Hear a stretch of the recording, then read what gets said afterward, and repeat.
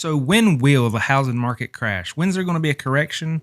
When are house prices just going to drop where they're affordable? This is one of the biggest questions I'm getting right now from especially first-time home buyers or investors that are kind of waiting for that crash. Well, after looking at surveys, studies, and talking to other colleagues and professionals in the field, here's what we've kind of concluded.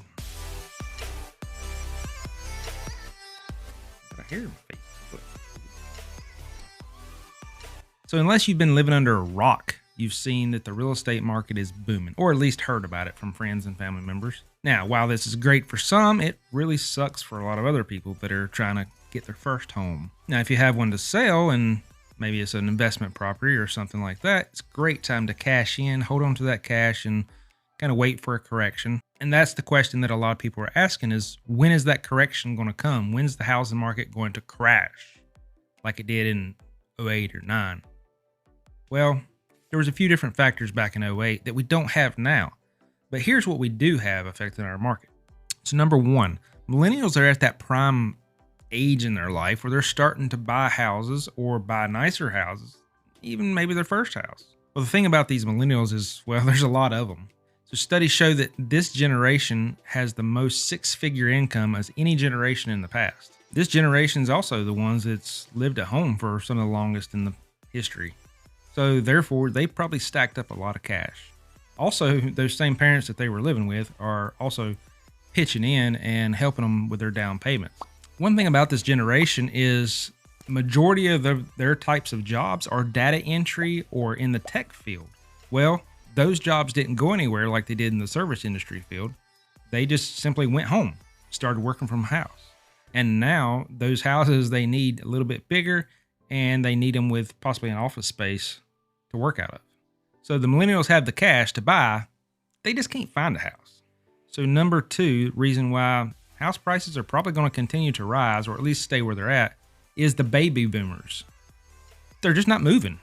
They used to downsize or move to more of a retirement type community, and now they're not. Again, also with COVID, they find that they don't want to downsize. They're at home more often than they would have been before. And now they want a bigger house. They want their family members to be able to come over and enjoy the house. So what they're doing is they're just refinancing. With the great rates, instead of moving and getting a whole different payment or a smaller house, they're keeping the larger house, refinancing it, making the payments more affordable, and just staying where they're at. Well, the problem with them staying where they're at is it's causing a backup, so to speak, in the market flow. Instead of this person buying the house, this person's selling, and this person buying, they quit selling. There's nothing for this person to buy. So these buyers are just getting backed up, causing that high demand. So number three, COVID. It's done a couple things. One, it's caused a bigger need in bigger houses or an office space like we discussed before with the millennials or anybody really working from home. So they're wanting a little bit bigger space, or they need a space of their own to work at home. And the other thing it's done is a good thing, is it's kind of forced people to save. They haven't been able to go on vacation or flights or whatever where they would normally be doing their spending. Now they're saving. That money's not going anywhere. So they're stacking it up, and now they have a cash for a large down payment. Whether they actually plan for that or not, it's happening. Now, to add to that down payment chunk, they've also got the stimulus payment checks that just came out. Now, I'm pretty sure that a lot of those stimulus payment checks went toward big screen TVs and PlayStations, but some of them I'm sure got saved and are being used for down payments. So number four reason why we're not going to see the real estate industry really slide back down much right now is interest rates. As long as the interest rates remain low, that demand for housing is going to stay where it's at. With these low interest rates, it allows people to get a much nicer house than they could have afforded a few years ago with the same monthly payment. And really, that's what everybody cares about, is the monthly payment and it being affordable for them. So as I've talked to other professionals in the real estate field, we've all kind of concluded that for interest rates to drop, something's going to happen or have to happen for them to drop, because there's nothing going on right now for them to go down. We're looking at, a war, a political change, some big event is going to have to happen for those rates to not drop, but go back up. As the rates go back up, Obviously, demand from buyers are going to see that, oh, our monthly house prices are going to go up. We'll just stay where we are at this point, and demand's going to fall. But as of right now, we don't know what's going to cause that.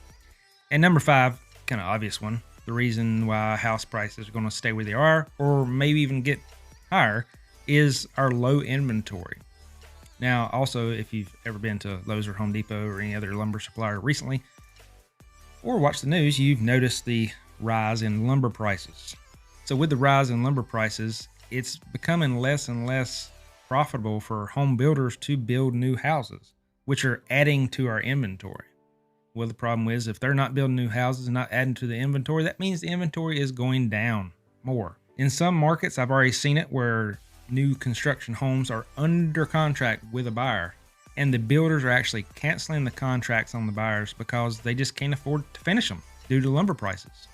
So with these 5 things I listed, I think it's clear to see what 2 things are going to have to happen for house prices to get more in the normal range. So either builders are going to have to start building or sellers are going to have to start selling, so it brings the supply down to meet the demand. Or like I said before, that high demand we have right now because of low interest rates. If the interest rates start to rise, the demand's going to start to fall and going to meet the supply. Now, I hope that was helpful, and I hope a couple of these videos right here are helpful too. Take a look at them, see what you think. Please subscribe, and I'll see you in the next video.